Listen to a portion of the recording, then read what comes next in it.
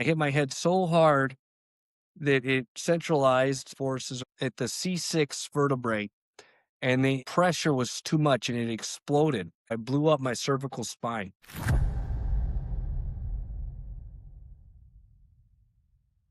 This is the More Than Capable podcast. Life applies pressure in predictable places, physically, emotionally, and spiritually. More Than Capable exists for those who choose to prepare. No hacks, no shortcuts, no posturing. Just discipline, faith, and practices that help you stand when life presses down. Welcome. I am glad you are here. It's impossible for me to ignore a significant date, a significant event in your life, because the date is tied to a significant event in my life. And so I'm going to Yeah. actually start off a little bit selfishly sharing this moment that I was going through on November 15th, 2023. And then I want to open up to you and just hear from you what happened, what has changed, what has the impact been in your life. But November 15th of 2023 really stands out to me because I locked up our home here in Boise, and I was alone. My dad, meaning my wife and my son, my pregnant wife and my son, the day before had flown back, or flown to Minneapolis, where we were going to await the birth of our daughter, because given her health condition, she was not going to be able to be born here in Boise and survive, and so we had to move. And so I saw my son and wife off to the airport. I actually went to an AA meeting and I collected a 6-month chip. That exact day was my 6-month sobriety anniversary. And then the following day, the 15th, my dad flew into town, one-way ticket. We locked up the house here in Boise, genuinely never knowing if we would ever come back. We were prepared if we had to make a permanent move to sell the house without ever coming back here. So we were at a turning point in our life for sure. And I viscerally remember so much about that day, not knowing what was to come with our daughter's life, what was to come with my maintained sobriety and recovery, just given the hardship that we were going through. And there were a lot of questions and unknowns. And so now I would like to open it up to you. Why does November 15th of 2023 stand out to you? I'd just first say, it's really awesome that you have this podcast. I'm honored to be on it. Um, I read a little bit about your story, and I live my life. I say I thank God for the quality of my problems, right? Because I got a lot of problems, but man, I couldn't imagine what you and your wife and your young family went through on that day, and how it still must just replay in your mind. And so I'm really honored to be here. And it's 11/15/2020. It was an absolute life altering moment in my life, my family's life, everyone we know's life, my immediate family, my daughters, my young daughters. But I was a sales manager for a large independent car dealership, and I worked there for 13 years. Great job, well able to provide and everything. And but 2 nights a week, I closed the store down, and last guy out the door, lock up, check up, and everything. And I usually get home pretty late. I don't know if you know a lot about the car business, but if someone wants to buy a car, we stay. Mm-hmm. And so, usually you're right there till 9 o'clock or so. Well, at least a lot. And I get home, and I too was I'm absolute raging alcoholic. And I wasn't drunk by my standards or anything, but I had started the shooter starter package. And we put the music on and started a dance party. And then I had a 1-year-old and or an almost 1-year-old and a 4-year-old at the time. And my daughter started jumping off the couch, and we're jumping around, and we're listening to Whiskey Myers. Actually, I saw Whiskey Myers in concert at Red Rocks with my little brother. Wow. and, they killed it, man. They are I love Whiskey Myers. I got no hard feelings against you, Whiskey Myers, and, and or the house I live in or the floor I fell in. But, the couch, the couch that you will learn about here shortly, it had to go. And, we're listening, I think, John Wayne, by Whiskey Myers, Yeah. and, um, my daughter was jumping off the couch, and I decided I was gonna jump off the couch and do a somersault off the couch, and, we're at the end of the ottoman, and my wife's, famous last words is, "Don't do that, you're gonna get hurt," and I thought, "Whatever," and, I've I've really made it through a lot of things unscathed in my life, unbelievable amount of risks that I've taken that I just walked away from, I was almost had a reputation for just, man, that kid White, he just he just somehow gets out of another one, and, not this time really, and, I went to jump, and the ottoman, the piece of wood at the end of it broke under my feet, and I got slingshotted into the, ground, and it happened. Everything happened so fast. I couldn't get my arms or anything down, and I hit my head here, so right here, and I live in a ranch home, so it's just a concrete slab, no subfloor, so just carpet and concrete, and I hit my head so hard that it, uh, centralized, the centrifugal forces or whatever at the C6 vertebrae, and the pressure was too much, and it exploded into what's known as a burst fracture, so I blew up my cervical spine, and, um it was like this insane, feeling over my whole body. I couldn't feel anything. I wasn't in any pain right away, but I knew something was, like, drastically wrong. I mean, just and my wife's like, "Kenny, Kenny," and I'm face down, and all she did was flip me onto my back, and that's the sum total of any movement that we that was done to me, and, I very rapidly realized that something was wrong, and, um I, said, "Call my dad," and we live fairly close to one another, and I should call 911. So the EMTs showed up, my dad and my mom got here, my mom, kinda took over with the girls. Nobody really I mean, no one really knew what to do, uh, no one's prepared for something like this, and, they put me on the board, got me in the ambulance, my wife, met me at the hospital, and they took some scans and said, "Absolutely not. We're not touching this guy." Thankfully, though, they did get some imaging done, and so the on-call neurosurgeon, Dr. Raul Singh, had a chance to look at it right away and start making a plan. But they got me on the helicopter, and I flew 45 minutes, or no, it's about an hour drive. It was 15 minutes, 50 fastest ride I've ever been on.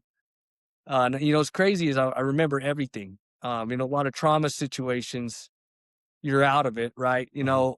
I mean, I was coherent for the whole thing, and I was totally paralyzed from the neck down. Were you And throughout that time, were you, obviously having never been in that situation, were you trying to tell your body to move? Like, what is that experience like where you're uh, coming to this that's funny you realization? you said that. So this is when I really knew things were bad.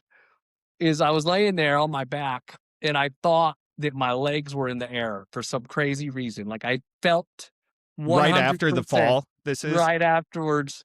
My wife put me on my back, and I thought that my legs were up in the air, like maybe like in a happy baby type yoga pose. I don't Mhm, even know sure. what to say about it, Oh, but great descriptor. I would have bet all the money in the world that my legs were straight up in the air. And I just like, you're hanging on to pride. You know what I mean? Like, Right. and I was like, "Hey, honey, before the, uh, ambulance drivers get here," like, this whole thing is so surreal, right? But I was like, put my legs on the ground. I didn't wanna look foolish, like, with my legs trapped in the air, and she's all, "Your legs are on the ground." I was all, "Oh my god." Oh my god, this is serious. This is and my dad's in the background, you know, dads are always positive usually. He's all probably a pinched nerve or something, and I'm like, "Yeah, right." Like, you know, I'm like, this is not a pinched nerve." And, when I got to the Memorial Hospital, UC Health, and I've got nothing but great things to say about, the ambulance AMR, uh, unbelievable professionalism. You know, they don't always have to use the board in my kind of situation, but they did. And I mean, who knows? Everything that happened along the way led to me sitting here right now. Right. So at AMR, you know, they started it. The doctors at the hospital that said we're not equipped to deal with this. The helicopter driver. I mean, the clear skies that night, all of it. Right. I mean, bam. You know, and I got to Memorial, and they wheeled me out of there, and I went into the big room right out of like Grey's Anatomy, man. Like lights, doctors, headlamps. Just I'm going, oh my god, and got me into an ICU room, and Dr. Roll Singh, he came in and he said, "Look, you got to have surgery, buddy, and the sooner the better." And I, you know, obviously at that time realized I was paralyzed. I knew that I had broken my neck. Um, I didn't know so much about the spine versus the spinal cord, and the you know the bone. It could take a lot more abuse than the if you were to and I'll try to keep the technicalities to a minimum. But there's No, two it's all kinds good. of injuries in the spinal cords. There's a complete injury, which is it's in two pieces, and Completely severed. it's completely severed, and pretty much from the point that it's severed down, it's inoperable. I mean, as far as your body, there's very low opportunity you're going to get anything back from below the injury. An incomplete injury is more like a snowflake. Like everybody is going to be different, but the spinal cord sustains damage, but it's not in two pieces. In that situation, there's a lot of hope. And a lot of it has to depend on your doctors, your care, you. I always say good God work and hard work, they go hand in hand. And but they went in there, and it was like I said, okay, you know, I've never been one to shy away from if you got to make a decision, it just make it. You know, you could always change your mind, you know what I mean? Not always, not in this case, but I said, okay, let's get ready and let's go. Let's have the surgery. Let's do it right now. Now, was that information about the complete and incomplete damage, was that communicated and understood by you before going into I would surgery? say not so much. Yeah, it I had to be learned chaotic. I ended up yeah, it was chaos, right? And all that he had said was don't he told my family, you know, he's not gonna be 100%. He's never gonna be the same again. Wow. Don't expect it. Don't, you know, don't think he's coming back from this all the way. Um, but he's gotta have the surgery. Like that's not a question. I so because the C6 vertebrae blew up, it disintegrated. Mhm. So I don't have that anymore. And what they did is he went into my neck. They have to get out all the bone fragments. They can't leave any bone fragments. And and then they put a spacer in, basically like you're lifting a truck or something. Wow. You know, they just slide it in there. Then he put me on my back, put rods on either side, and fused the C4 to the T1. And I had to have a second surgery. That's why I'm wearing this neck brace. So that this is coming off March 31st. So Mhm. that's great. But at the time, it was a C4 to the T1, and they put the screws in rods and then sewed me back up. And the surgery was really extremely long. You know, I can't remember now. You know, 8 or 10 hours or something like that. I did have time to leave a message to my daughters. Oh my gosh. Um, you know, I mean, it all happened fast, but there was enough time. My brother lives in Westminster. He got to the hospital. My sister made it just in time. My nephew actually answered the phone, his phone, because nobody. her phone was on silent, and he went and woke his mom up and said, "Uncle Kenny's hurt." And, she got to the hospital just in time for me to go back to the OR. And, so, we made a couple, because you don't know what you're coming out of on that. I mean, it's Mhm. major spinal surgery. I mean, you could die, you could be paralyzed forever. He told me the risks, going in, and, he's like, "I'm just gonna set you up for the best chance you can have." And, um I mean, obviously, God was with them. He's the man. Dr. Rawls Singh is the man, and but it was still a pretty uncertain time. At that, I Mhm. woke up, I was still a totally quadriplegic. I mean, I couldn't lift up my arms, I couldn't move my legs. This was a very drawn out recovery, and then due to the alcoholism, a lot of factors combined. Uh, they don't know if it was the withdrawals, the massive trauma, or whatever, but I went into, like, a 3-week delirium, Wow. where I remember some bits and pieces of my time at Memorial Hospital, but I mostly was just, I thought for a while I was being taken care of by a cult of nurses that were gonna harvest my organs. I had 4 Really? imaginary yeah, it was nuts, dude. I had 4 imaginary friends, and I would figure out things weren't real Yeah. because, like, one guy looked like a Lenny from A Mice and Men, and, he had, like, a My bulk gosh. belt and overalls and kinda, They were he's in the in the room with you? corner. Yeah, and no one ever brought him up. Did they And I'm talk like, or were they "Oh, just yeah." present? The present, and, I mean, it was crazy, like, this one picture on the wall kept moving into different erotic scenes all the time. Oh my gosh. Yeah, Was something it like out a there.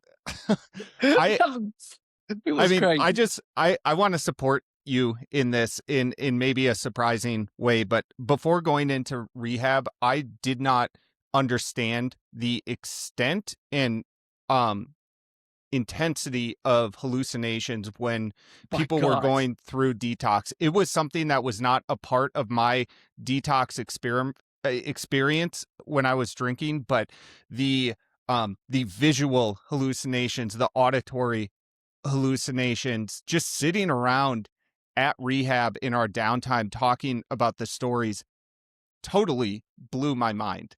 Please. And were Yeah. you telling people or asking people about like, "Hey, what's with that dude in the corner in overalls there?"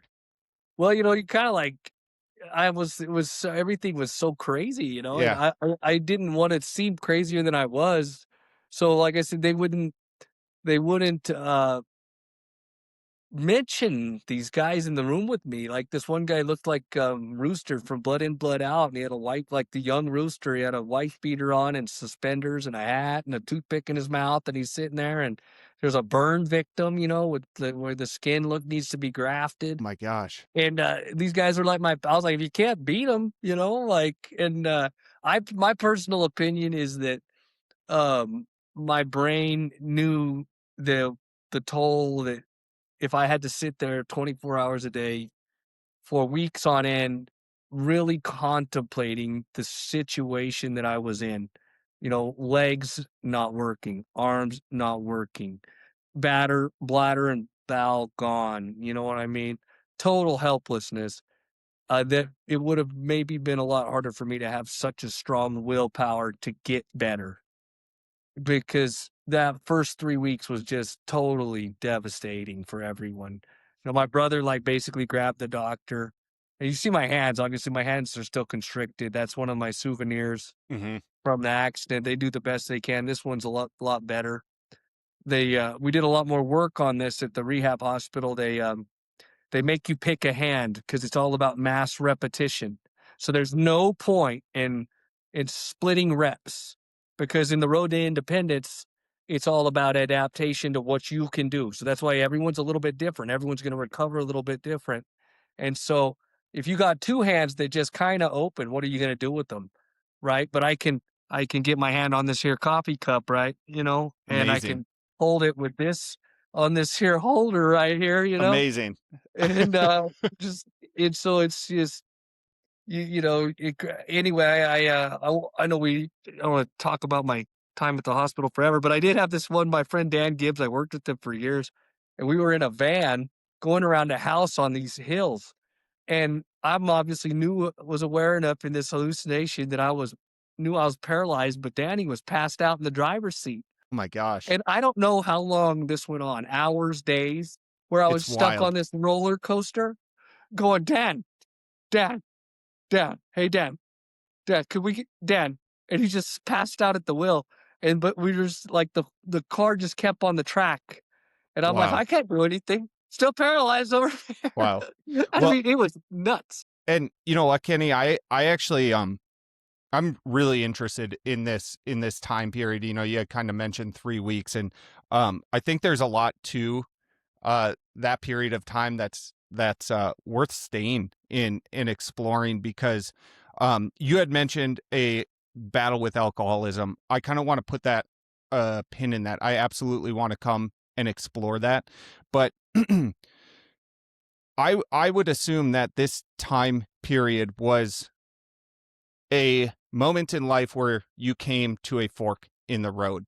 And I do want to spend time sort of parsing out and exploring like when you know you weren't in the depths of a hallucination, like what was running through your head, you know, the even starting from the transportation standpoint, and you're seeing yourself put on a board and like a lot of care and attention and concern given towards the extra movement that could have made and progressed the outcomes potentially worse. I just can't move on from this though. What was the experience like leaving that message for your daughters before going into surgery? Was it something that was Oh encouraged for my you to do? god, dude. Or did you say like, give me my phone. I need to leave a message. Well, I mean, he made it pretty clear that, there was really no way to know, you know, what was on the other side of this surgery, how I was gonna be, you know, if I'd even survive it. Um, and, I just thought of my little girls right away, and you're replaying your life in your heads, and I haven't dealt with, I mean, I've probably been an alcoholic for 20 years. I was just like an aggressive partier for a long time. And then I actually drank so much I chemically altered my brain and my body, right? So, where I would have if I had a gone to a rehab setting, they would have had to, like, wean me off of alcohol or risk serious health consequences. Mhm. Um, Yeah, you can die from the withdrawal. It's not. withdrawals, yeah, yeah. Yeah. And, you know, I, I had drank so much that my so they put me on lactulose because my body was they one theory was that they thought my body wasn't processing ammonia anymore, and that's what causes confusion. That's what and confusion's not like you're crazy, but you don't know if somebody if you're confused medically, like if someone told you if you told someone the sky is purple, you really believe it, right? Like it's not like they can't convince you that it's not purple, right? Like and so my liver had developed an or my stomach had developed an alternate pathway to my liver to process the amount of alcohol I was drinking. Um, and that slippery slope, I call it the slide, where it was just that's just Kenny. A little bit louder, a little bit more obnoxious, but everybody, gregarious, likable. Became like, which Kenny's gonna show up? Became Right. is he even gonna show up? Right. And, you know, and if he does show up, what state's he gonna be like when he gets here, And, um, a lot of people making their peace with, when's it gonna be over, I think. Like, he cannot go on like this. And no, I was not willing to accept help from anyone. I wouldn't hear anything from anybody. I always think about it like, I was in a dark room and, I put myself in a jail by myself, lock the door, turn the lights off. And as I came out of that, I realized I was never alone, right? That no one ever left me. Um, but I just completely lost that battle, man. And I was still going to work. I was still providing, and those are the things I would use to make excuses for myself. Like, look, I've got a nice house, I've got a nice life, you know, I've got a nice 401k, I mean, like everything's taken care of, but I was not present. Um, I still love my daughters. I probably thought, having my first kid would make a change in my behavior, and it Yeah. did not at Same. all, you know, and, it was just I mean, it was a long road, especially for the people to watch, but and then to reflect on that when I was laying there, you know, just totally ashamed. I mean, just totally like, this is your legacy. This is what you I mean, thankfully, I mean, I had, like, life insurance. That's all I was thinking about, like, well, at least, you made sure your family's gonna be taken care of. And some of those decisions I made, I knew probably, and then my subconscious was protecting my family because I knew that I was on an unsustainable track. And so I put the pieces in place to make sure if something did happen to me, they were taken care of. And, but leaving that message to get back to what you're saying about my daughter, it was just like, thank you for being my lights. I haven't watched in a while. It's always a pretty emotional watch, but I was just thank you for being the 2 lights of my life, the 2 little the bright lights that and my wife, don't even get me started on the woman my wife is till she's still here, I mean, that's just all you have to say about that. And, but my wife I couldn't hold the phone, so my wife held the phone. I mean, literally, my triceps still have very little functionality. I mean, the rest of my body sort of compensated, but I couldn't lift my arms to hit the emergency button on the bed, right? Like, there was no way for me to do anything, but all I could think about was and I guess when you think about the moment of clarity I got, and I finally realized that I was helpless, and I would refuse to admit total helplessness all the way up until my arms and legs didn't move. And I realized that, like,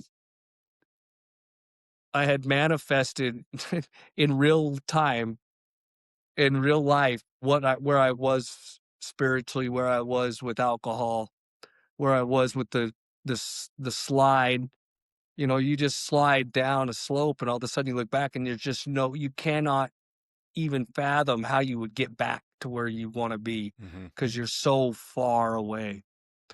And it was it's I don't talk about it as much as I should probably because I'm sure a lot of people out there I'm always willing to talk about it, but it just, not everyone wants to dig into it, but, it was this just I cannot believe how long I lived that way, honestly. Right.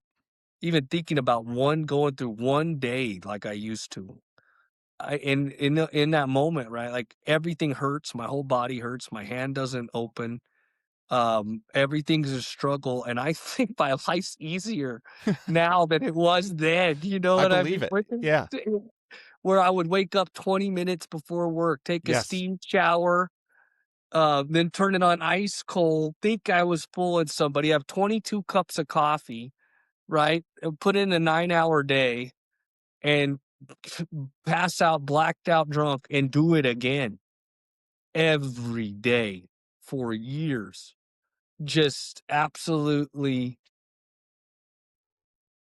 in this total cycle that it just I am like, "Oh my god, what was you doing?" But anyway, in that helpless state, I've just met I don't know if this is where we were going, but, to me, I had this moment of clarity, that wherever I was right then in that moment, you know, sober, even though I was, like, in this major withdrawal Mhm. state, uh, unable to move my arms and legs was better. I was in better shape than I was before I broke my neck.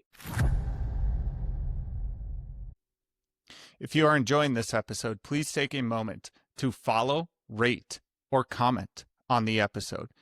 These seemingly small actions can have far reaching impacts.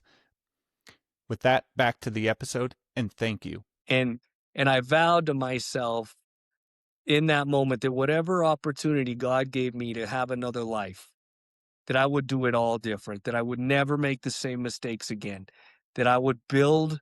And I've read some of your writings a little bit about around simple pillars, right? Faith, family, and a purpose, and finding out what that is, not being afraid, radical ownership, never shying away. I'm not going to live in shame. It is what happened, and where I got happened, but I will never let myself or let my family down, my wife, my kids, the people that stayed with me ever again, and whatever that took, and that um I would fight with everything I had in my body to get back to being a dad as the best functional father I could be and husband. Right. They told me I'd never pick up my kids again. I could throw my kid, just you better be there to catch them. Because I'm not I'm not catching them. But but but that was just a crazy time, and by the grace of God, I got into Craig, and when I got to Craig, I was still really out of it. I had one of, like, probably the more famous entrances to the hospital of all time. I had a total psychotic meltdown. My wife, And I this is thought I post surgery. post-surgery, yeah, I was Mhm. at Memorial Hospital for 3 weeks and then in ICUs, and then Craig Hospital is a premier spinal cord injury facility in the world, and it's in, Denver, actually. Just kind of in your backyard Yeah, a little bit, right? Isn't yeah, it and they funny how that works? actually, yeah, one and they actually my insurance company rejected my initial application to Craig, which I didn't do. My brother, I mean, without my brother, I don't know where I'd be today, and for a lot of reasons, but for that 3-week time frame, um, he manned the ship, and my wife manned the house, and my brother took care of everything else.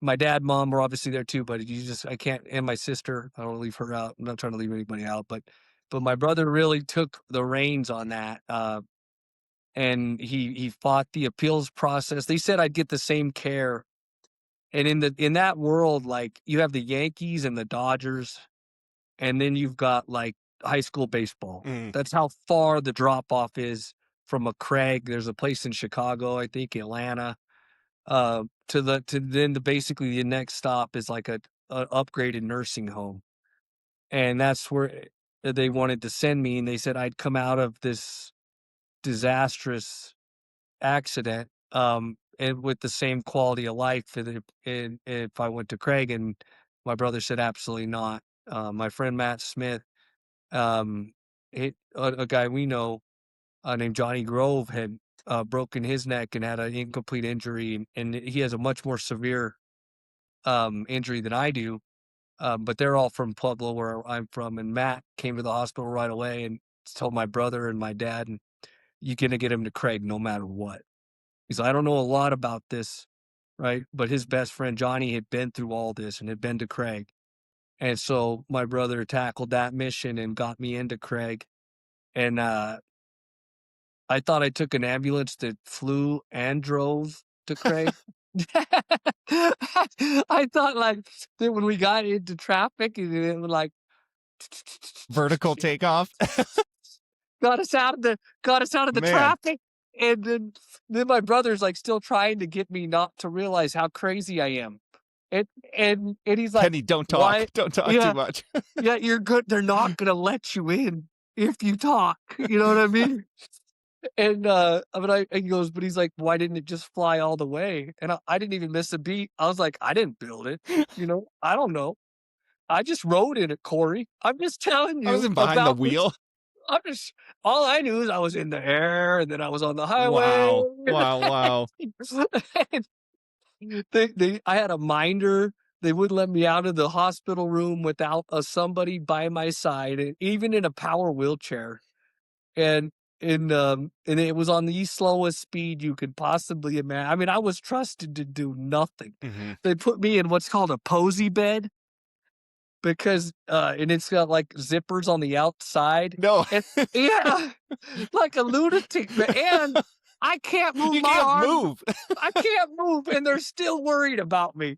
This is how psychotic I am, Two right? two layers of protection for this guy. We Yeah, don't from the guy who cannot move, we've got him zipped into a bed, you know? I mean, this shit's so you can't even make it up, right? Do you have any photos of this moment Oh my double god. bagged? I was like, "Can I just" and then when I started to get my brain back together, I was like, "Can I just get out of this bed with zippers, please?" And they're like, "Nah, not yet, dude. You're still out there, man." "I'm fine." They're like, "You At least you" that was reality. You know, if that's just like a continuation of the hallucination, oh my gosh. Oh, no, Wow. What dude. a and there okay, so there's so much to explore here, but I have to go back, and it's like you just laid out everybody, wife, kids, immediate family, friends who just showed up for you. And I know as I don't know a single alcoholic who does not have damage of key relationships. How are you feeling as you are going through this? Granted, in maybe a bit of a lucid state, but what is that experience like watching these individuals show up for you in such a manner where I'm assuming there has to be some damage based on your drinking from the past? Like, what is that experience like? It's just the most humbling thing you could ever imagine, even still looking back on it. Um, I mean, and my dad, he talks about it too, like, he had a lot of guilt because, he was praying just like I was praying, uh, for anything to happen to change the course of my life, Get you to right? stop Stop drinking. drinking, Yep. and then I break my neck, and my dad's like, "Oh my god, like, this is" I said, "We didn't read the fine print," But, you know what, I told him, we're like 2.5 months into this rehab, and we're having this emotional moment, and I said, "You never feel sorry, dad, like, I'm better now than and I'm still in a power wheelchair, I still can't eat or feed myself, and, feed myself or dress myself," and I'm like, "Don't ever, ever have any guilt around this." And, with it the house was on fire and I got out of it. Like, when the house is on fire, you get out of the house. You don't grab anything, you just run out. You grab your kids and get out. And I there was my house was totally on fire, but the way my little brother, my big sister stepped up, my mom, without my wife is just unbelievable to me. I mean, I put her on she's on a pedestal, like, that's just and nobody knows how bad things were except for her, right? I mean, they weren't day in, day out dealing with someone who's emotionally totally unstable, goes from being the sweetest guy in the world to being blackout drunk to being passed out, tried to deal with 2 daughters, and all that, and then a guy you just can't talk to an alcoholic. I mean, we're always the victim, or well, I put in all these hours for you guys, and then my friends, they stayed with me. I still can't believe it. I mean, my friends, Casey and Victoria, started the GoFundMe for me, not my family, right? I don't know if we would have started a GoFundMe. We're not. Takes a lot of pride to do that. And they started a GoFundMe, and they asked my brother and sister and April's my wife, if they would be okay with something like that, and we said, "Yeah, we're gonna need all the help we can get." Um, my sister-in-law started a meal train for us, and the love the and the people in Pueblo is just a really great community, and Um, I still can't I did everything I could to burn all the bridges I could find. And, I mean, just totally irrational maniac thought that I could just I just got away with everything for so long and without any real consequence, you know, that and then combine that with the alcohol and the partying. Um, I, uh, I just still can't believe how much this community supported me, the people in the community, that circled around my family, and that in this crazy, uh, uh, I mean, totally fluke. I mean, you just talk about like I know everybody when they heard I broke my neck thought it was I was in a DUI car accident. I mean, I'm sure 10 out Yeah. of 10 Yep. people thought that. And then when they said he was playing with his daughter in the living room, like, are you kidding me? Just I have some of my friends tell me that, they remember where they were when they found out because it's just so ludicrous that that's how I got hurt. And, or that it wasn't involved some other crazy scheme on out on the I had to I was out on the reservoir at Party Cove. I was a menace for years out there, on the lake, and that there wasn't something to do with boating or whatever, I mean, I know it was November, but just it was, I just can't believe that people still gave me another chance. I mean, I did a lot of good in my life, and I always tried to do right by everybody, but there becomes a time whenever it's just like, "Fuck that guy," you know? And nobody really they were just all were, starting with my wife and on down, just, "How can we help?" My work, my boss is like, you know, I can't say enough about my work and the guy I work for and his family. Um, they're like family to me as well. And they were just like, whatever we can do to help. And so everyone said, um, I was very fortunate. I mean, he stayed with me I mean, I'm a pretty capable guy and I'd done a lot, but my boss and his family were very loyal to me because, it was getting pretty hard to keep me employed, I'm sure. Right. And the stuff he was probably hearing about me and worried about the drinking and all of that. Um, but they never wavered, and um, it's just absolutely I still don't know what I did to deserve Mhm. such loyalty, Yeah. and love from so many parts of this town, and all parts, all walks of life, really. Yeah.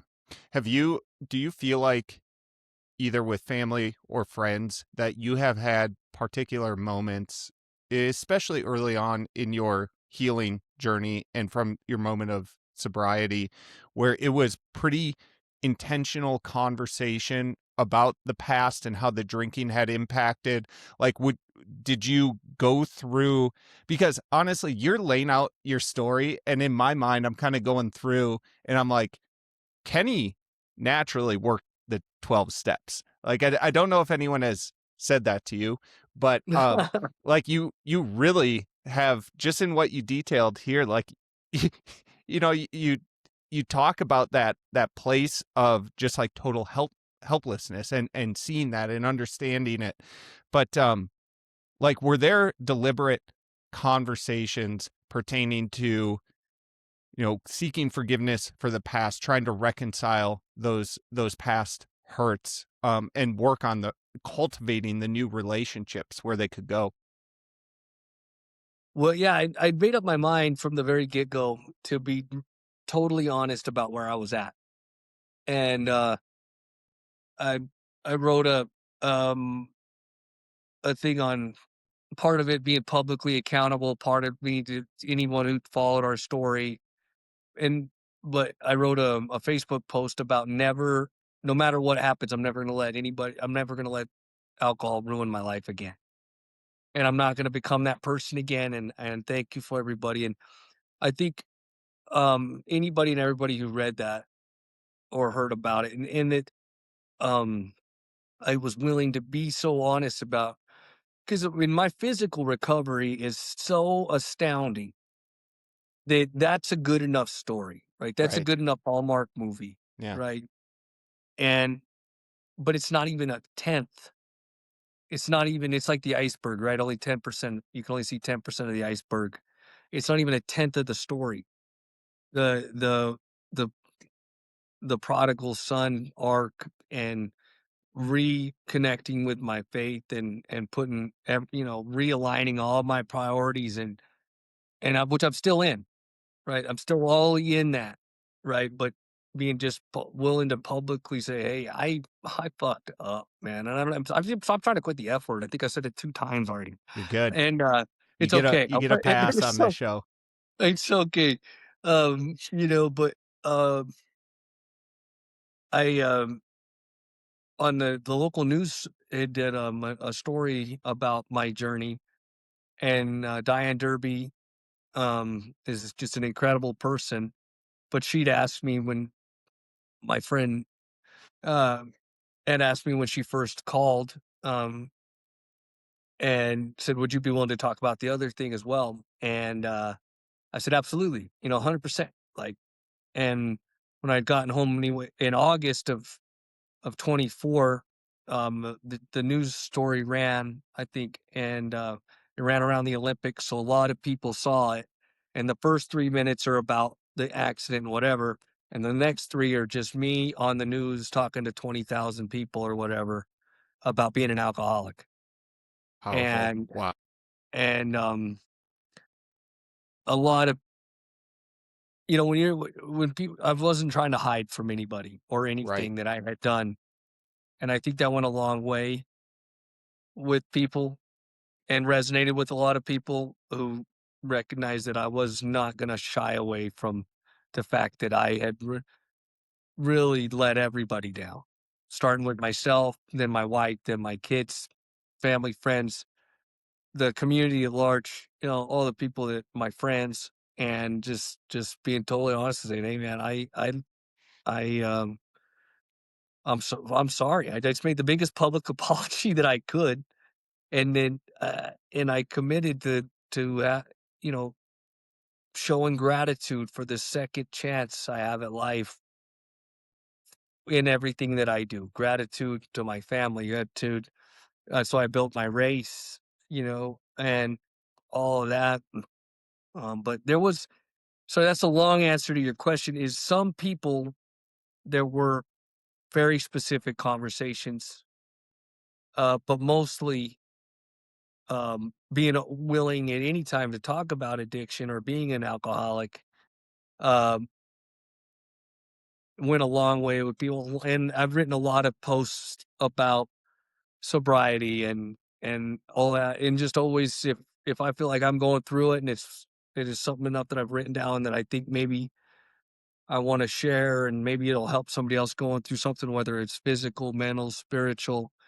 I don't know how far and wide some of those go, but I hear people tell me that they appreciate that I'm willing to be so honest. And so anyway, mostly I always say I'm always willing to, if there's somebody I still owe an apology to, I'm happy to give it, but I don't live apologetically.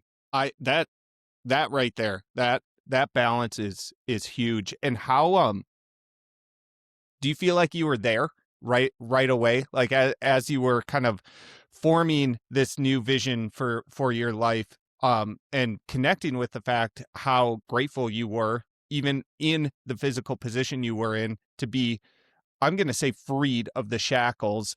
How That did you is a get good word. yeah, how did you get to that place where you can balance the seeking of forgiveness um without continuing to beat yourself up or beat yourself down for it?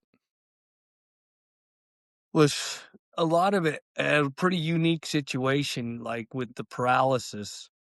And so, like your brain, I've only done a little bit of study into it, but like when you tell your leg to move and it moves, right? Your whole your brain is built like an automatic thoughts and actions and all that, and then all of a sudden, when all the all the things that you used to do don't work anymore, it's kinda sent into a spiral of like, "Oh my god." And so, you enter that neuroplastic state, um,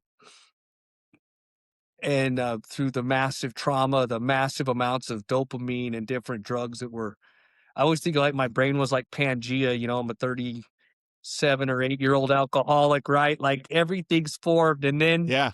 the tectonic plates Oh went man. nuts. You know what I'm saying? My mind got rearranged, man. And it did give me a good opportunity to walk away from alcohol, I believe. I mean, those pathways are always going to be in your mind, but I always tell people if you got to go to a facility, do it. Just don't go to mine. Do not go to the spinal cord injury facility for sobriety, It but it works, is but it's effective. extreme. It's effective.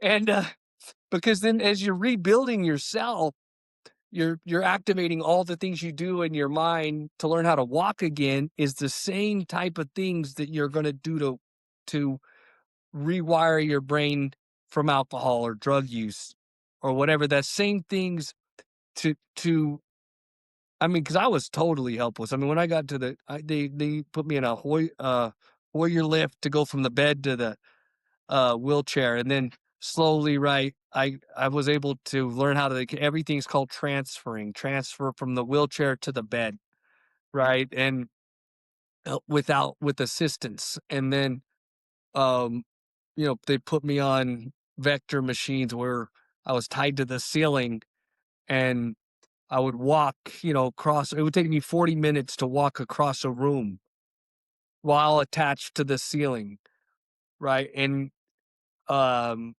I would do rehab 7 hours a day and every day, and I missed one day of rehab the whole time I was at Craig, um, and I wanted more and more, but, like, that same type of stuff that you would do physically is at the same time strengthening my brain to build to, the rebuild, right? I'm putting myself in a great shot place to succeed with sobriety as well. And then because my faith was reawakened and I built my whole identity around the second chance that God provided me, the opportunity, however it looked, because all I really go back to is my kids will never know that other guy. And they're never going to know that guy.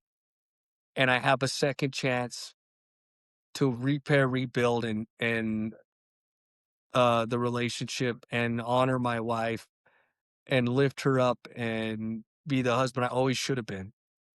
And then obviously then tear down from there, son, brother, friend, person. But those are like the arc. The thing for me was no matter what, my kids will never know that drunk, that selfish narcissist, um, that took everything for granted, given every gift you could be, every opportunity, the silver spoon kid, that just threw it all away. It's like I'm like a bad novel, man. Sometimes I'm like, Jesus, you could have been more stereotypical if you tried, like, and then little Johnny did, oh yeah, I know what he did. You know what I Yeah. mean? Like, it's just so stupid and Wow. so telegraphed. My downfall was just such a so it and then I did a lot of good along the way. I'm not saying my whole life was a waste or Right. anything, but it just kinda cracks me up now. You could just say it's like, what a bad movie, man. Did you ever did you ever feel like some of the good that you did was trying to counter this behavior that um not to put words in your mouth, but you hated it, but couldn't step away from? Yeah, it's like showing up with the big present when Yes. when you haven't been there all week or whatever, like, or that one before I started drinking, going to Target to buy a toy because 'cause I'm not gonna be around the rest of the day, and, always trying to and I've always been a big believer in giving back, My whole life I was involved with the Rotary Club um, and the American Red Cross. I've got the Clara Barton Award. It's a meritorious award given to someone who's done a lot of work for the American Red Cross, and I helped them raise a lot of money. And um, I've always done things like that, and I've always tried to give back. Started scholarships, and it was just I couldn't get out of my own way. I just slowly the good times became not so good times, and then, like I said, that's why I call it you slide, because you don't really realize that, you don't fall off a cliff and wake up one day a total alcoholic loser. I mean, that just takes it takes work to, become that, to go get that far away from who you are, right? The things like years later, the things that you would have been like disgusted by in your mid 20s, by your mid 30s, it's like a part of your way of life. Yes. It, Right. it just it happens one day at a time. Yeah. Yeah. Um, so, oh yeah, I do. I definitely agree. Whenever you have the more lucid moments or an opportunity to do right or good, you really, and then you cling to those and think, well, look, like I said, well, look, you don't have to work. You got a good life, honey. Right. Shut up and deal with it. Yeah. This is part of it. Yeah. Yeah, and that's what I experienced as well, where it's like I feel like I was raised to with really sound, really strong morals and ethics.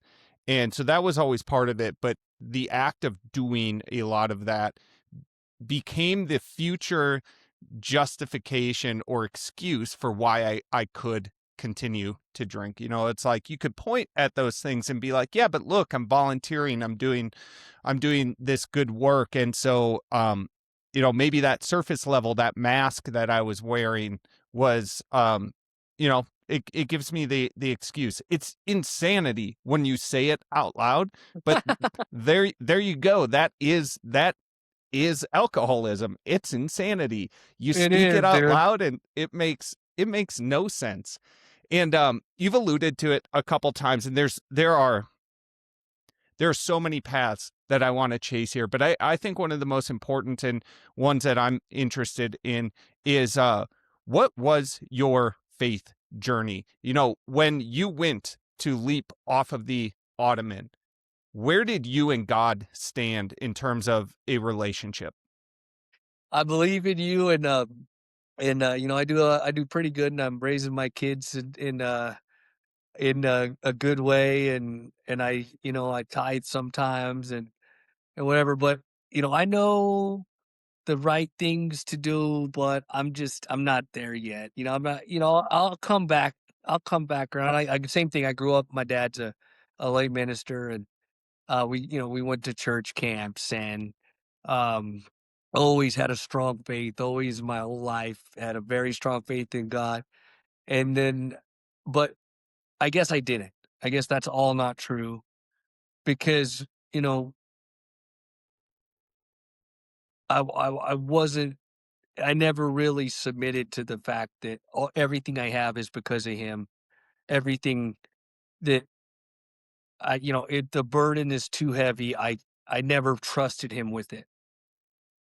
I guess that would be, um, I just thought I'm a pretty good guy and I do mostly right. And I've got a little problem with alcohol, but, I'm probably, um, go to church on Christmas and listen to podcasts now and then of, minister, and I didn't put in the work, and then it just slipped away, till I was just a total lip service Christian. Yeah. And you describe, from being turned over on your back, really all the way to the helicopter ride, and then some. And where in that period, if at all, did you start maybe conversing with God? Um, did you have moments where you came back and said, "Oh, I need to I need to think about this. I mean, there were so many questions about your future.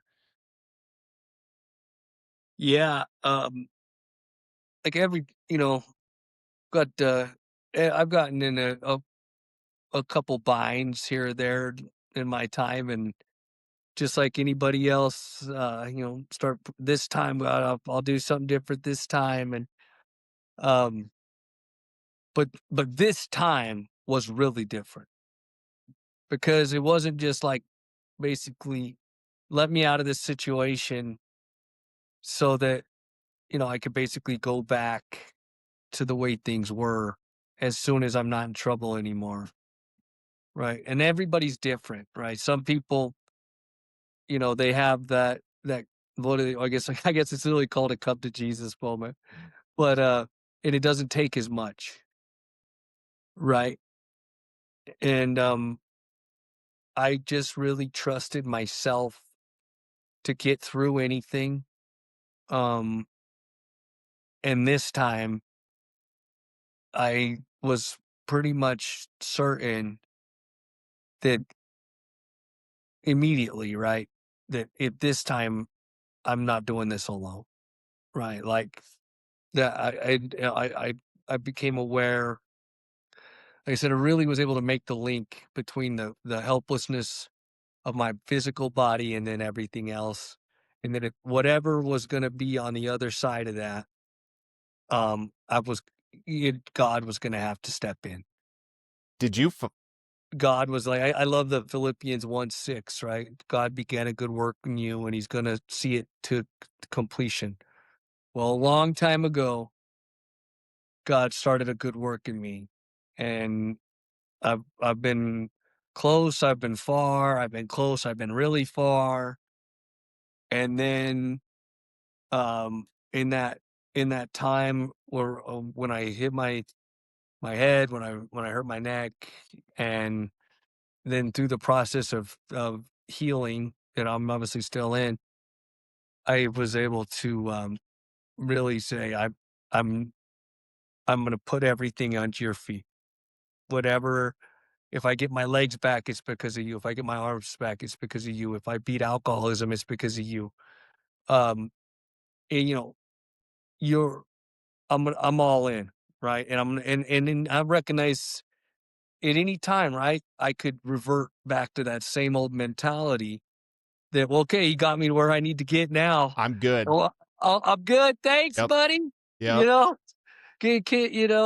like I mean, because as hard as things are, and my hands aren't that great, and I'm dealing with a lot of different things. Like I've had this stratospheric recovery based on where I was on 11/5/16/2023, and that's the danger, right? You start getting to a place where you're just not gonna put that same eff effort into your faith. You're not gonna continue to bring everything back to him. You're gonna start thinking that you know best and that you're gonna start thinking, "Well, I did do a lot of work." And my friend John Snyder is a pastor, and, I really struggled with because I don't really like false modesty very much. I don't like people, and to each his own, but when someone's really, really good, like, at something, and then they just say they're like, "Oh, no, no." I'm like, "Dude, just say you're good." Like,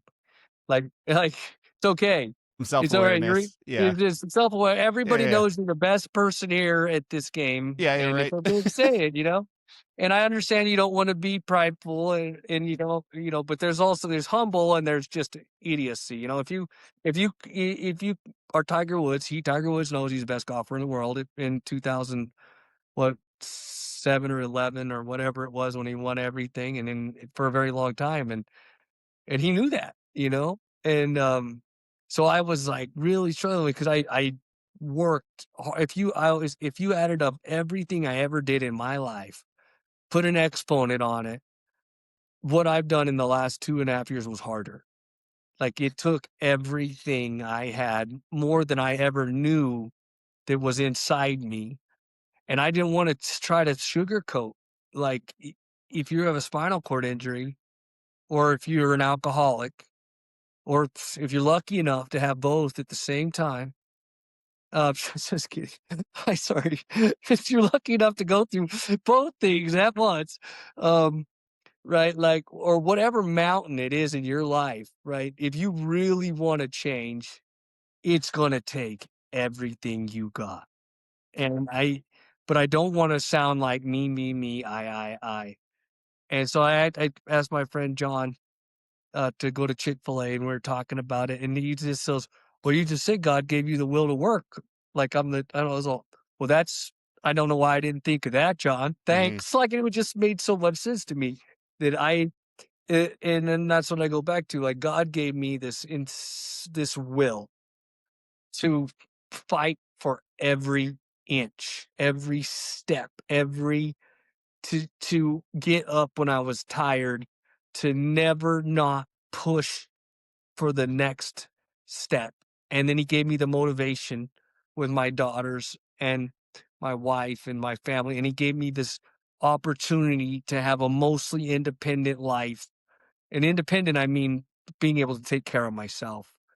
Um, and I kept getting these gains and kept getting better. And I just go back to God gave me all of it. He gave me the will.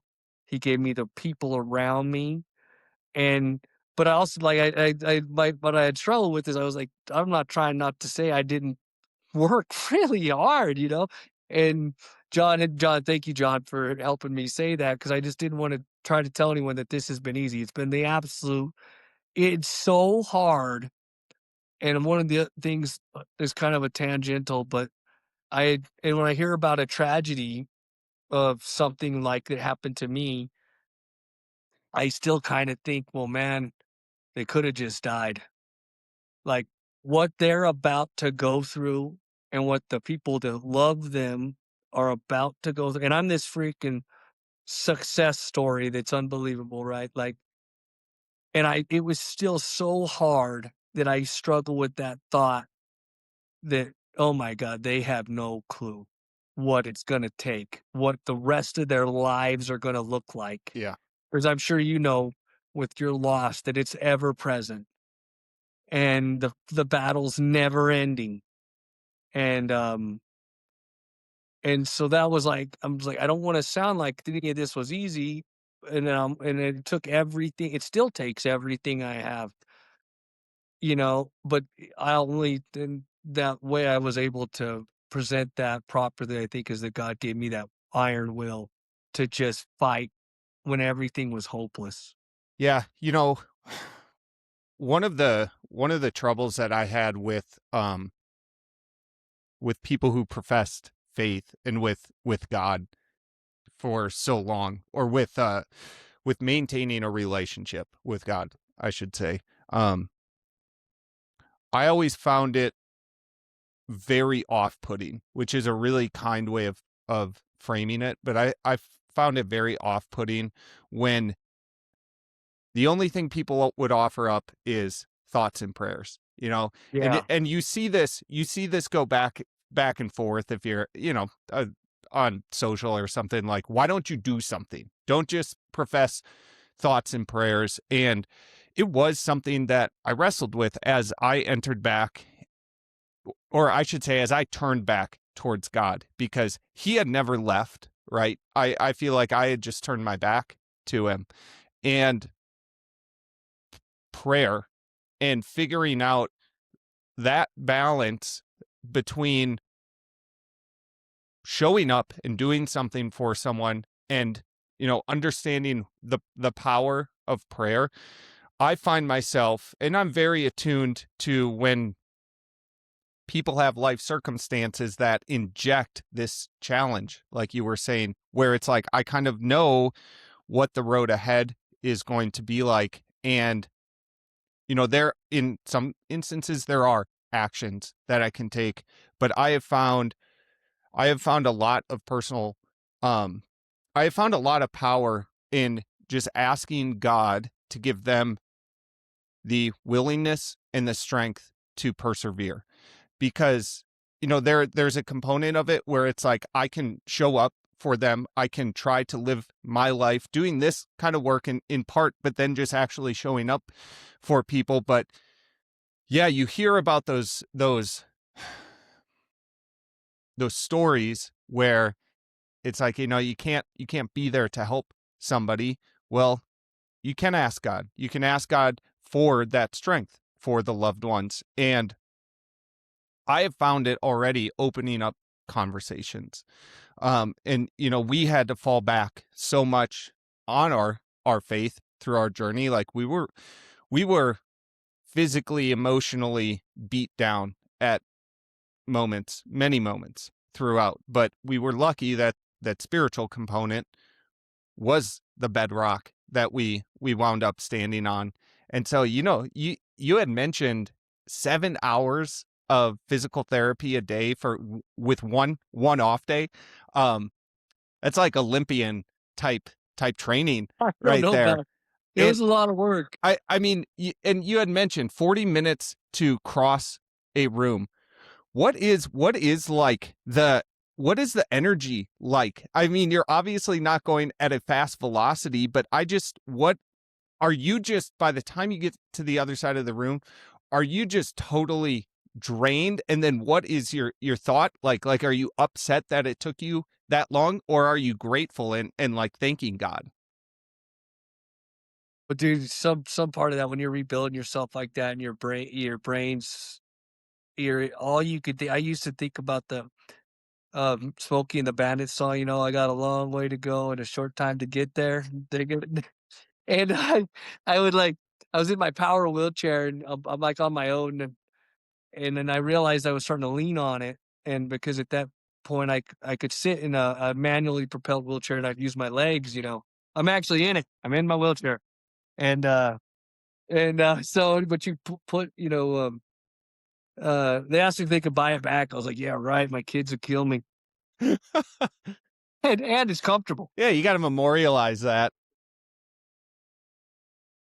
But, like, I admit was the second I realized I was leaning on the power chair, I never got in it again, and it was like, no matter at the end of the day, no matter how long it takes me to get back to my room, I'm gonna get there on my own, and, it it was everything was so hard. It was like, if I could cross the room twice, right, in 40 minutes, I was just as exhausted as it used to take me the one time because it was that hard, and, uh you're dealing with all kinds of stuff. Yeah, I used to have high blood pressure because I was an alcoholic and I drank caffeine and I like to party and all that stuff. And then when you have an SCI, you have low blood pressure issues. So I remember like one time, you know, I'm a bit, a couple near collapses because of low blood pressure that would derail um, rehab. So I would go like, and they're it's they set you on the best path they can, like so you go OT, PT. Thankfully, I didn't need a speech therapist. Um, then like work on hand function and work on ADLs, activities of daily living. All about the average stay at Craig's like 90 days. Some people are there longer, some people are there less. But the idea being giving you a chance in that short amount of time to set you up for some level of success and independence when you get home. So, what's showering going to look like? I had a shower chair. Um, you know, Um, and at the time, I mean, they would put me in a special chair and wheel me into the shower, and someone would bathe me. And they had a bowel program where every night I'd try to use the bathroom when they'd use a suppository, and then I'd sit there, and then we'd shower, and I'd shower every other day, and all on this chair. I feel like it was made for waterboarding. I mean, it's the most uncomfortable torture device known to man, right? It's just a diabolical device that they wheeled me in and then they gave you a poop shower option that you can poop while showering, My gosh. and I was like, "No, I'll keep them separate." I'll be like but, like, it's funny, but the reason they do it is that some people are in such pain Yeah. to be because it's neurological pain is totally different, right? It's not like you broke your leg, and that they're in so much pain that they combine the 2 processes to get them back in bed as quickly as possible. Hmm. But I thankfully I suffered through that and, you know, like, I'm trying to think about your question was about, um, the I how you felt about I remember my first steps, like, elation, total elation. They're on video with my wife, my brother's recording.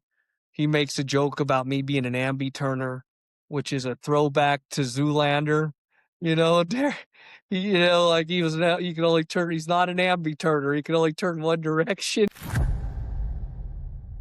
Hey, folks, interrupting the episode really quick to just state that Kenny was gracious enough to share the video with us that he just mentioned. So, if you are interested in seeing the first steps of him in the hospital, you can view the episode either on YouTube or Spotify. If you are listening to the audio version and are driving, don't do anything. Don't be foolish.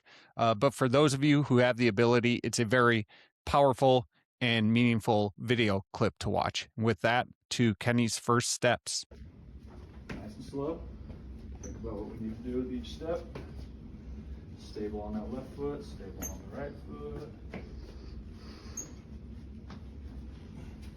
Slow it down a little bit.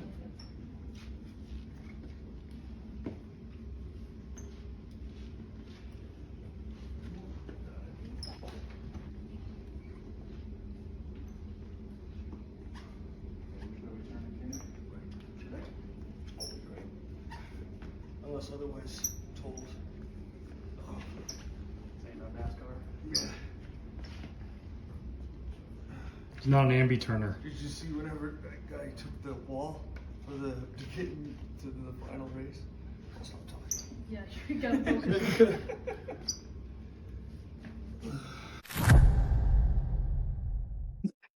And, I remember things like that and just being so grateful, but all you c when you're in a rebuild like I was, it's literally mostly just one foot in front of the other. It takes everything you have just to get through the day, to get to the next day. Everything's built on routine, everything's built on refiguring out how you're gonna live, and then you get better. I walked like a penguin for, like, 2 weeks, and no one told me, and I didn't really walk that much. I'm, like, in a wheelchair most of the time, and, but when I would walk, I wouldn't alternate my arms because my brain didn't communicate that because it wasn't important to the stepping process. Wow. All that was important is one foot in front of the other. And I was actually in a hydrotherapy setting, and they had a camera on me, and I was like, "Why do I look so stupid? I cannot believe I look like an idiot." And I still couldn't figure out why. And the lady's like, "You're not moving your arms, alternating your arms." And I was like, "Someone could have said something. Somebody could have told me, nobody wants to tell me anything." And they still use uh, a needle, um, to test you for movement. So I did this test several times, and they go dull side, pointy side, right? And they start, and then I couldn't see what they were doing, and my brother told me it was super hard to watch because when it got to my legs, I would just tell him it was dull, and I thought this is my mindset, right? That I'm getting the right answer. I am acing this test. And for a month, then when they did the test, they would stab me all the way down my leg, stab my Just knee, and I'd be like, "It's bloody dull." pinpricks. Yeah, I'm like, "It's dull. I know the answer. It's dull." And then one day they stabbed my leg and I felt it. And I was like, and the light bulb clicked in my head, and I was like, Whoa. they've never been using the dull side Oh my gosh. this entire time. I can't get over the image of you kind of like NFL quarterback film study of your walking sessions and trying to figure out this Oh, penguin walk of yours. And I have two. I'm going to smush two questions together. Did you ever feel anger? And how did humor play a role in your recovery? uh, absolute rage would be a good, as grateful as I had my moment of clarity. Mm-hmm. I realized I'm not going to be an alcoholic anymore, or, at least I have a chance. Or, dude, I am paralyzed. Right? I can't do it. I'm a 38-year-old man, and you know, been insanely independent my whole life. Never wanted help doing anything, and now I've got a dresser. I've got someone to brush my teeth. I've got a team that feeds me, clothes me, wheels me to the next thing. I can't lift my arms. I'm in constant physical agony. I'm on a steady diet of Tylenols, oxys. I'm getting um what is that? Dry needling with stem therapy. When you say stem and spinal cord, it's not stem cells, it's stimulation. It's like basically you're a car battery and they just electrocute the shit out of you and make you do movements at the same time. And hopefully you have, the one of the main machines that they put you on is called an excite machine to excite some activity.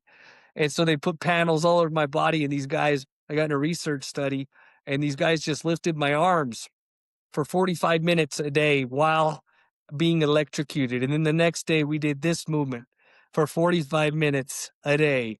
Shout out to RJ and my man Goodman, because they're the reasons I could pick up my daughters.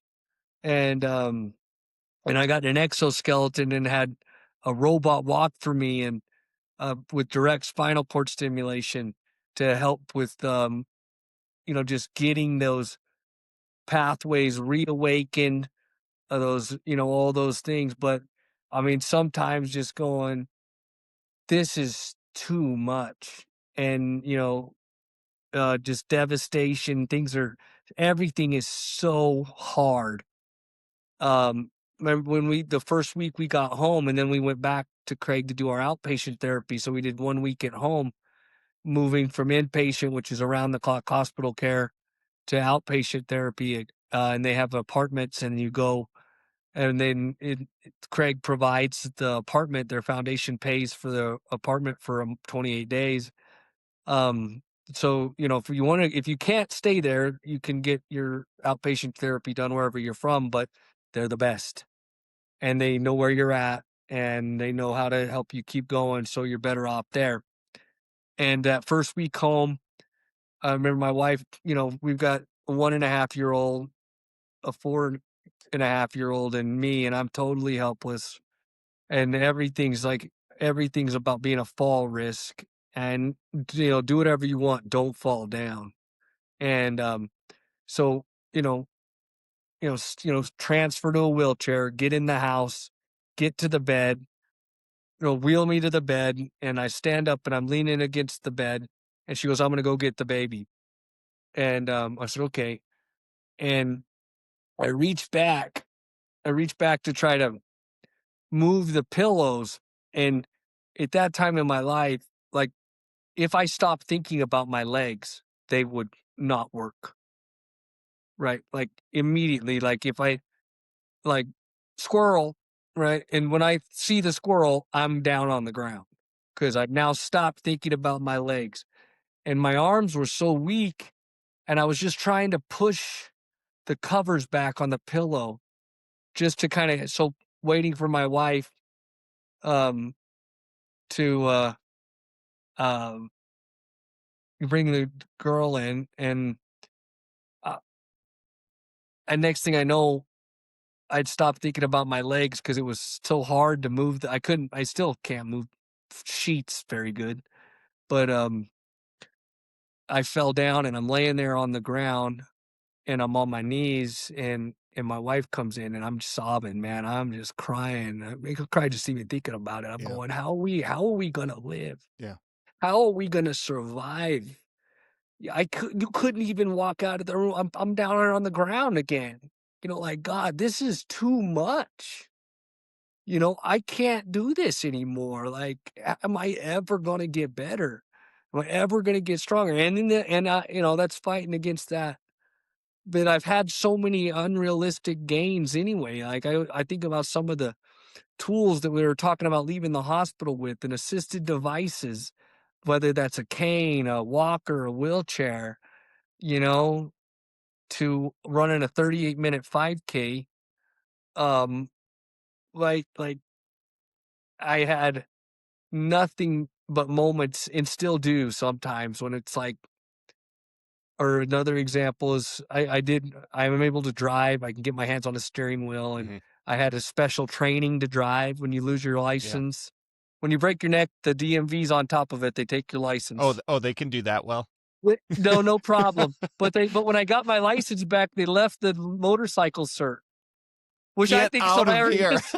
Yeah, I can still drive a motorcycle Oh my according to the gosh. state of Colorado. Hopefully no one from the state of Colorado listens to this. Yeah, they left the cert right on there, and which I think is a dead dime.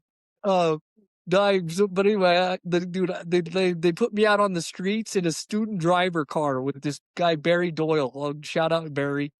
And we hit the roads in Denver, and I've seen some of the other people in the lunchroom, like, this guy's crazy, you know what I mean? Like, this guy just gets in the car with these cripples? I'm a cripple, so don't whatever, deal with it. And, but anyway, I got my license back, but we were going in the grocery store, and my daughter slipped and fell in the snow, and in any other time of my life, I would have snatched her up. Mhm. I got pretty good reflexes, and I just had to let her fall, right? I just had to let her fall, recognize that she's, 4.5, 5 years old now. She's not gonna get hurt that bad. But if I try to do that and I go down, maybe I'm not getting up. And if you're ever in a situation where you gotta let your kid fall down because you're physically incapable of helping them, and you have to make that snap decision, and then your daughter's there crying, and you're dusting the snow off, and you're gonna go in there, and she's gonna help you get the produce bags because you can't open them, and she's there to help you with the produce. That's one of the most humbling, gut wrenching things I can explain, and the anger you feel as a father. I just had to let her fall down, and that was still, I still get mad, but the the humor is the only way for me. I've always been a practical joker. I've always been over the top with. I mean, I do jokes that last months, years, sometimes. Like The setup is that I'm long? a like sadistic guy, right?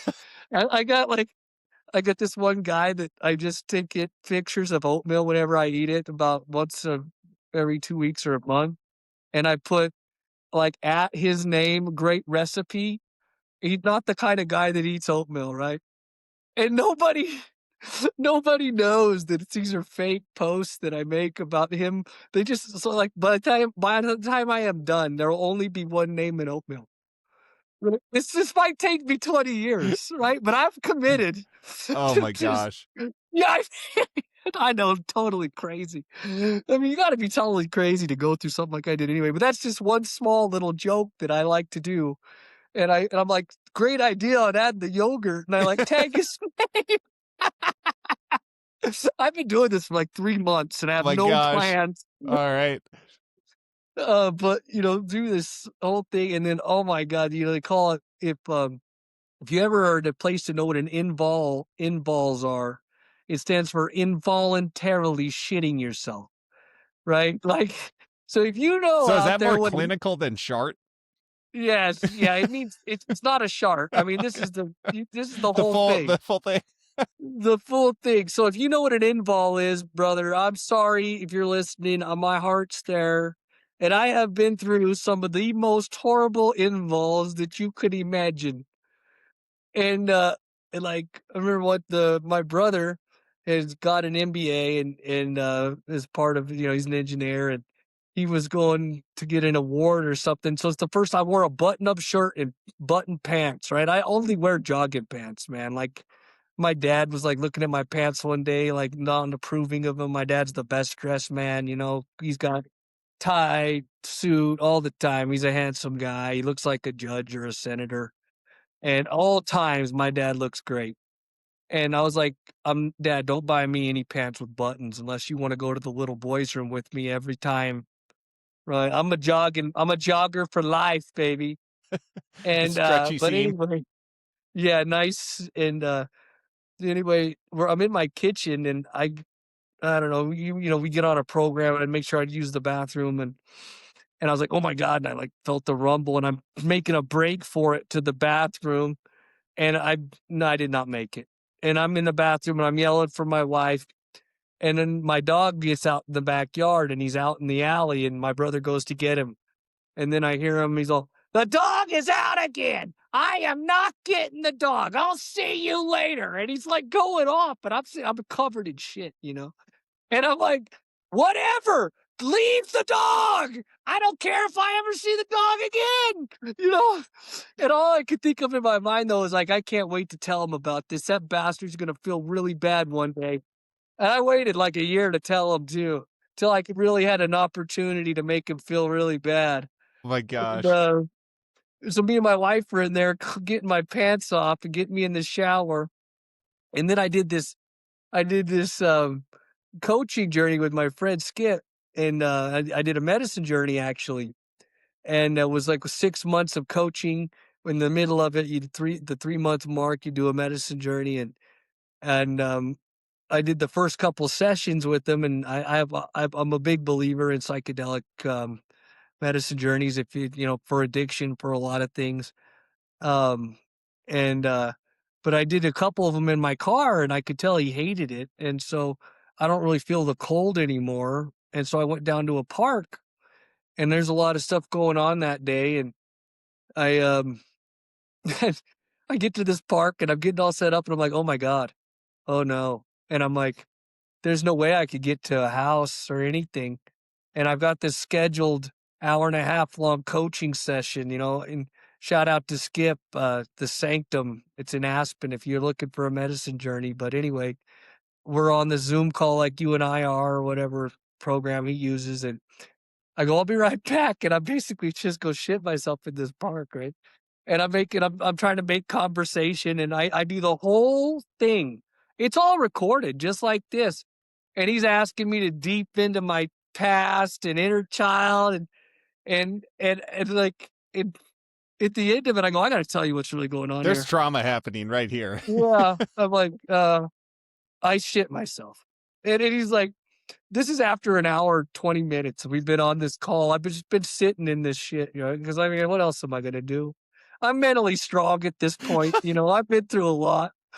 And he doesn't even miss a beat. He goes, if there was ever a time to go through the shit. And I'm like, shut up, man. It's all recorded, though. And you can see his face while I'm telling him what's going on. Man. And so then I call him, I go, I'm going to call my wife now, and I'm going to tell her that we got to get all the stuff to clean me up. But like you go through stuff like that and you lose control of your bowel and your bladder and you can't walk. And I mean, you either laughing or you're crying. Yeah. There's really no in between. And that's Yeah. how I came up with this, my organization's the Break Your Neck organization, Yes. right? Because I decided to make it the best thing possible. And, nobody tries to think about anything positive when you break your neck. And I've tried to turn it into the best thing that ever happened to me. I truly believe it is the best thing that ever happened to me. And so I have the Break Your Neck organization, the Break Your Neck 5K. And people are like, what? And they're like, well, I broke my neck, and I want to run a 5K. And it's a good talking point. But that was just all about the humor aspect of it, just trying to, I mean, and I don't want to get and embarrass my wife too much, but all the, things about, our intimacy and getting back to being intimate together. And it was like the very first time all over again, and we're just boasting. I don't even know what to do, like that was hilarious. And like she had to learn how to cath me because my hands are so mangled. Like Mm-hmm. when Yeah. they took out the catheter, um, then you go on what's called a voiding trial, and mine lasted like over 30 days. And they scan your bladder. If you have so much urine in your bladder, then they do a one-time catheter, and then throw it away. And my wife had to learn. And so during the whole process, it's this real sterile process, and this nurse Meredith's there, and her. I mean, it sounds really cool. My wife and nurse and me and this whole on a hospital. It wasn't. But anyway, I got aroused really the first time, but my wife standing there, and she's like, "Put it away," and I'm like, "I don't know what to do. I'm just ecstatic that that Another this that, milestone. that there's something that there is some connectivity, even if it's an Right. involuntary. Yeah, yeah. I'm over the moon." And Meredith's like clapping her hands in the background, and she's like, "He's only ever done this for you," and she's like, "Shut up, both of you!" Like, I mean, how do you not My laugh? gosh. I mean, she's gonna kill me for telling that story, but Well, it's you have a little bit of time to run the approvals by her, but that oh no, my gosh. I did it at Skippy's wedding, actually. Him and his wife were both life coaches, and they're big into intentional living, and then, the collective, and, what are you gonna bring to the wedding? What are you gonna provide for the group? So I did about a 10-minute stand-up comedy bit at the Man, wedding, and I did get permission to share that story. that's hilarious. Um That's hilarious. Well, let's take a hard pivot and go and talk about your organization. When did the idea start to form? Well, I was at the hospital, and I had thought about this break your neck idea, and then we jokingly looked on GoDaddy, and breakyourneck.com was available. So Kind I of bought it. surprising. I did. I know I bought it. I still haven't done anything with it, but I decided I wanted to run again. And my Dr. Jeffrey Berliner told me, he laughed at me the first time. He was my project manager for my spinal cord recovery. Dr. Singh was the man with the scalpel, and Dr. Berliner ran the team at Craig, that decides on my care and all this. And he actually goes, maybe one day, a long time from now, with a sports medicine therapist. He's just being realistic. And I said, well, no, what about right now? What do I got to do right now? Because I was starting to get on treadmills. I was doing a lot of biking, um, always with, attached to a rope to the Yep. ceiling Yep. type of things. And then I was in he said, well, you got to see the neurosurgeon. They've got to see if the hardware's in there. What do they think? And Dr. Singh looked me over, and he said, okay, you're cleared to run. And I really didn't know what that meant. But When is this? Is this a year? it's in like so I got hurt in November. This is March of the end of March, 24. March 24. And Wow. so and I was like, why I'm at Craig? I'm like, this is the number one rehab facility in America, possibly. Like, I want I want to get on this equipment. I want to try to do it while I'm here. And they wouldn't do anything but walk, or no, walk uphill and bike and stuff without the clearance. So I got the clearance, and my outpatient occupational therapist started working with me on how to run. And my inpatient, my sorry, no, the PT, so the OT was a runner. And I told her, I said, well, I think I'll try to run a 5K. And she was like, everyone's just so nice to you. They're like, Yeah. yeah, sure, kid. Yeah, Right. right. But my wife was receptive and supportive. And she encouraged that idea. And so then I started thinking about looking online for races, because I'm like, well, if I'm gonna do a 5K, and I'm still in a wheelchair like 90% of the time at that time. Um, and I just got to this idea. Well, I've done this fundraising in my life with dinners and this big duck race, and I've had a lot of success with philanthropy. And I thought, well, I'll just throw my own race. And my wife said, "Yeah, okay." And then I put it I was like, "I'm gonna do it in September," because I was like, "That's the end of summer, right? I'm Wow. gonna do it this year. I'm not Wow. gonna do it next year."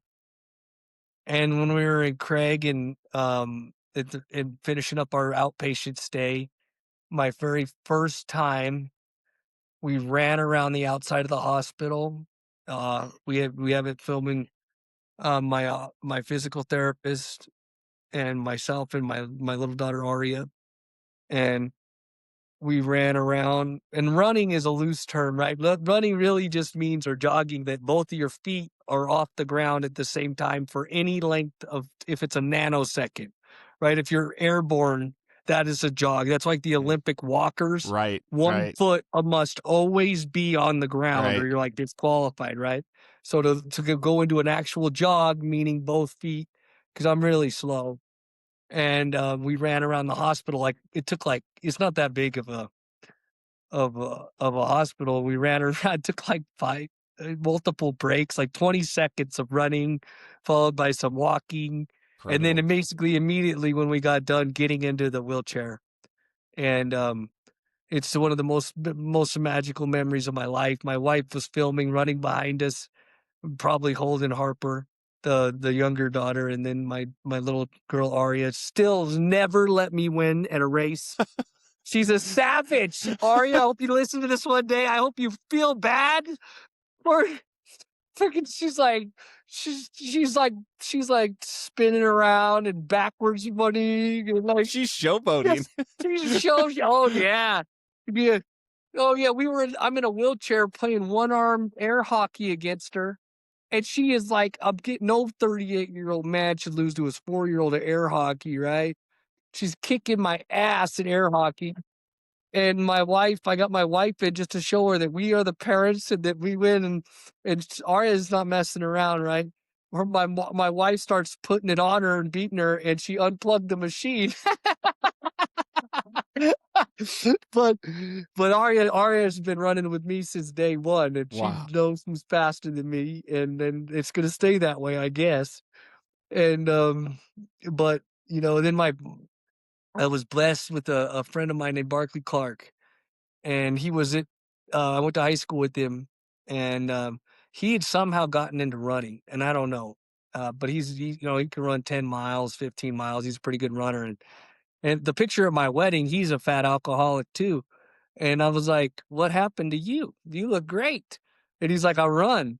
And, but he came to visit me at the hospital, and, and was really a great friend to me at the hospital, and then he ended up moving home at the same time I was coming home, and so we started walking in a park, and we would run for um, like 20 seconds and walk, and I just slowly built up my endurance, and I always tried to do 3 miles no matter how long it took me, because I thought, the endurance piece of it, I don't know if I'll ever really be able to run, but I set a goal for myself to, um, try to be under 45 minutes. I thought 15-minute miles, that's a doable number.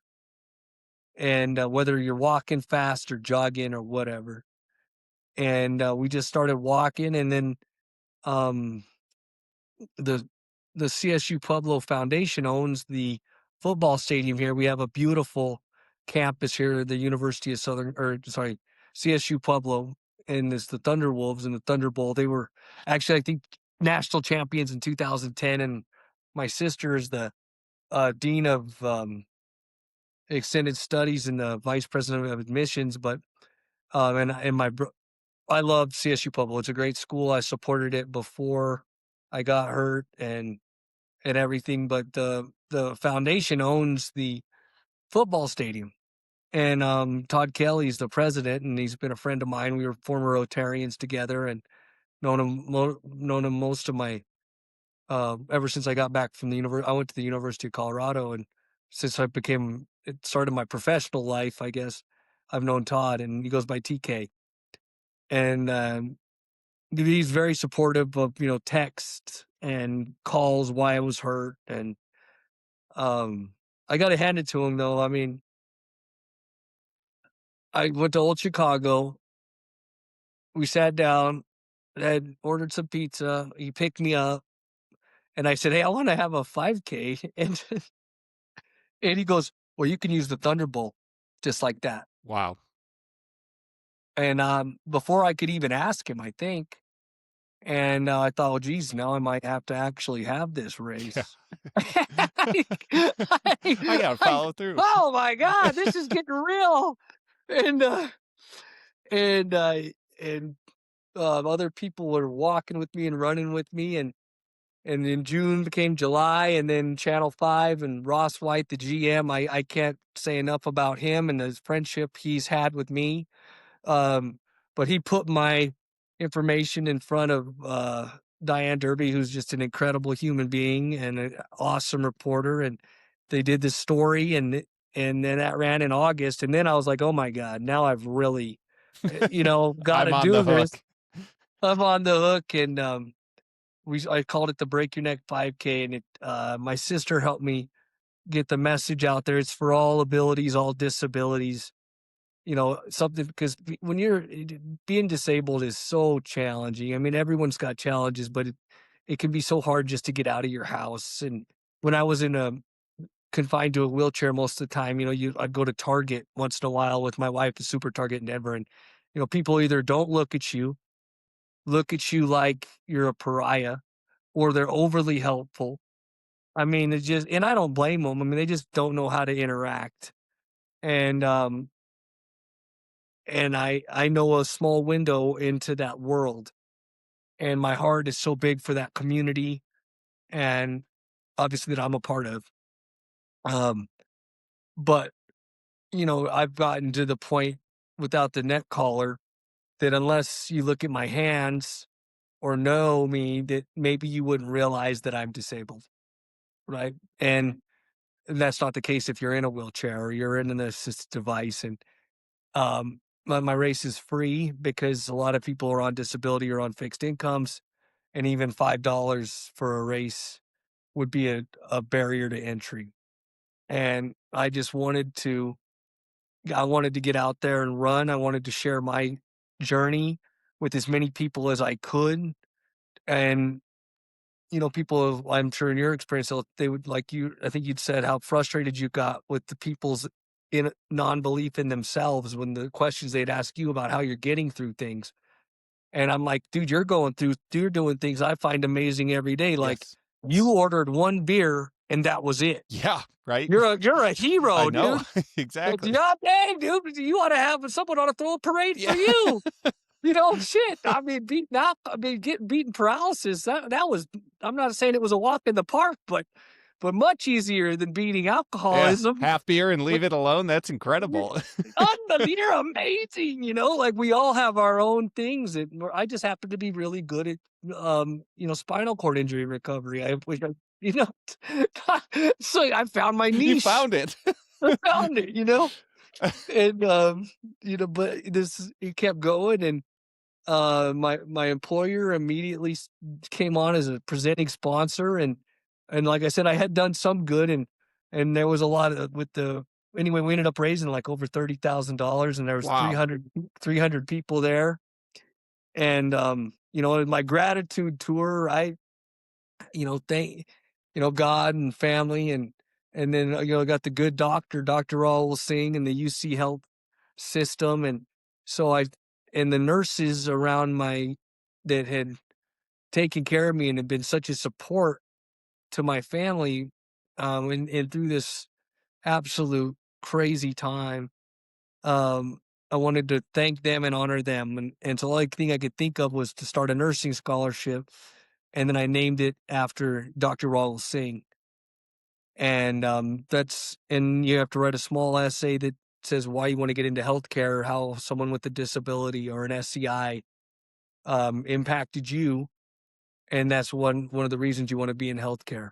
And the young girl who got the first one, Hannah Storm, had her best friend, she'd seen her best friend's dad uh, go through a spinal cord injury, and saw how important the nurses were, and that had an impact on her. And she was one of the first recipient of my scholarship. And Dr. Singh has actually come to both races, and UC Health has had a presence at both races, and had one of the nurses at UC Health is the spinal team, Carrie Gearich, has been a very big supporter of my races, and or actually my family's. I don't really think about them as mine. I think like the Break Your Neck organization is everybody who believes in the resilient human spirit and getting back up when you've been kicked in the face, and I just never say die, and then but transforming through that. See, I believe that I tell my daughter all the time, never change, grow. Right. I don't really believe we need to change so much as Mhm. transform. Wow. Right? Because I'm still the same guy, the same person I was. I'm the alcoholic, I'm the narcissist, all that was there, but all the good things were there too. Yes. The guy who did enough good that people would support his crazy idea to have a race and jump on board with it, right? And I'm the guy that put the work in, and my faith, and so I believe in the the arc of the transformation. It's what we all have inside of us that, you know, I'm different than I ever was. I'm more capable, more aware, more empathetic. Um, my, faith, family, purpose first, all that's come out of this crazy journey I've been on, but I'm still the same guy I was before. And then that's how I got to reconcile. I don't live in shame. I don't, Hmm. I all those things. And it's that arc of transformation, that resilient fire that forged you from the same piece of, the potter and the clay. Or if you think about a blacksmith, it was a lump of the same iron ore that was hammered into a tool, hopefully a tool that's going to do a lot of good with my time Yeah. that I have remaining. And so my message is for the Break Your Neck organization, is for everybody, whether it's mental, spiritual, physical, everybody. We all going to get together. We're all in it together, and um, we can all go out there and achieve. And it seems to have resonated, and I had so much success the first year. And then the other thing we gave the money to was back to Craig Hospitals of Research in particular, because I was in those 2 research studies. And then last year I thought nothing could beat the first one. I mean, bro, this was so sick. I I trained for everything except for the heat. It was like 90 degrees, Oh, and it that'll was take it so out of you. hot. And on the Yeah. back side of the course, I got tired and I started walking. And I was like, I'm just gonna finish with my wife and kids. Like, my kids are tired too, and then my friend Skippy actually, he came to the race, and he ran back. And I don't know if people saw him, or of their own accord, they finished and they started coming back. And I came around the corner and I ran into the finish line with my wife pushing a double stroller, my brother pushing a double stroller, and like 40 people coming down the hill, and they had all finished. And the student athletes that volunteered came up the rear, and the sidelines were, but all these guys that were there, and my brother-in-law, my parents, and it's just was so magical. I mean, it's just crazy. And they all, like, TK waited around the corner with like a quarter of a mile to go and joined me for that last lap. And we ran down the hill, and I made it, man. And I did it in 45 minutes. Wow. And then I go, you could hear me in the video, like my cousin and my brother holding me, and I said, "Don't drop me." It was all I had. And I was overheated, and people kept coming up to try to take pictures or hug me, and I'm like, "Ah." I don't remember really much about the first 20 minutes after I finished. Hey, one more interruption for a very powerful video from Kenny.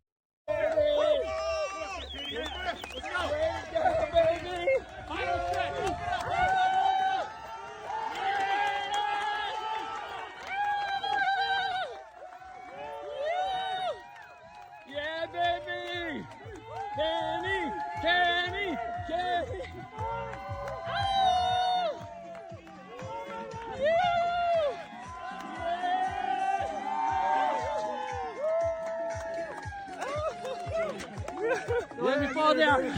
I'm gonna sit down now. But we did it again, and that was cool. We had a flyover, and over 500 people were there, Wow. and it's just been a magical journey, and we're gonna do it again.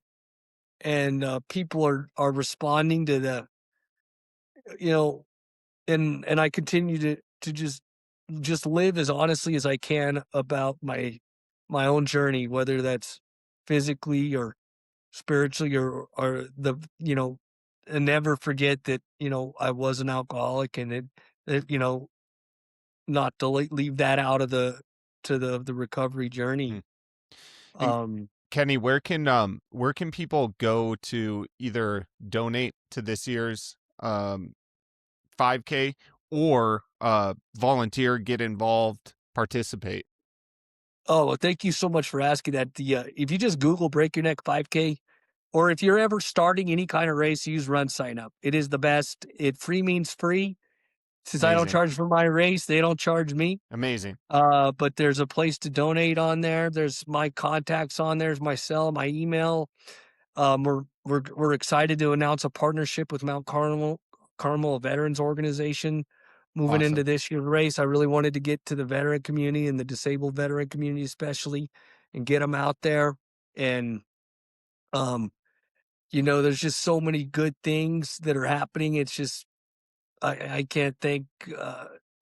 I'm so thankful for.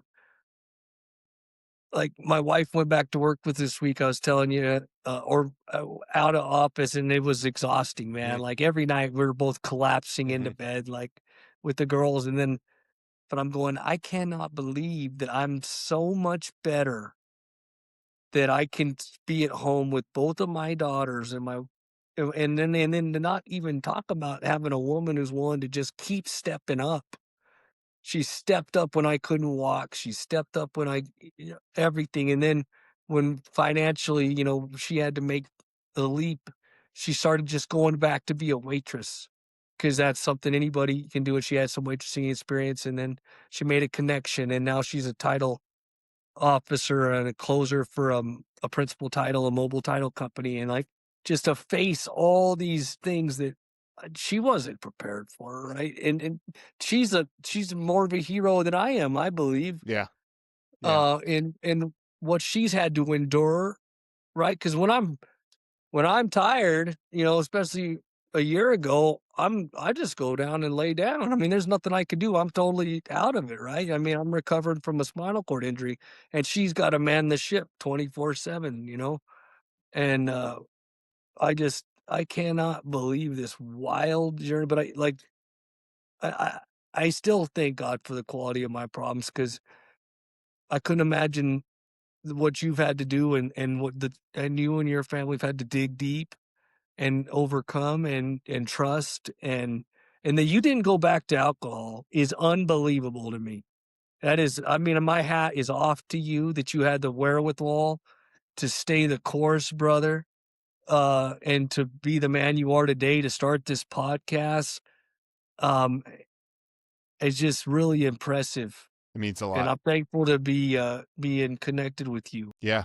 100%. And after we get off the call here, I am going to immediately follow up with Grant and tell him he is the worst sales professional in the world because he absolutely undersold you and your story.